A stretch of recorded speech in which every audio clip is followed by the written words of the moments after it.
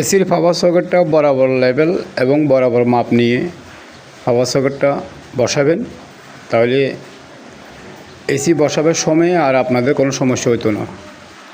দেখেন এখানে একটা আমি এসি পাওয়ার সকেট বসাচ্ছি, আবার এসি পাওয়ার সকেট থেকে আমি কমেন্ট করি এখানে একটা পাওয়ার সকেট বসাবো, কিন্তু এটা আপনি এখানে একটা টেবিল বসবে, তো টেবিলে একটা কম্পিউটার চালাবে, ওই কারণে এখানে একটা আমি পাওয়ার সকেট লাগালাম।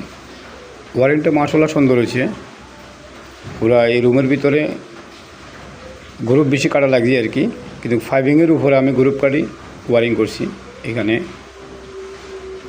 আমার সুইচ আসবে, এখানে সুইচ আসবে, এখানে মেন আসবে, কিন্তু মেন ওয়্যার আসবে ডিবির থেকে।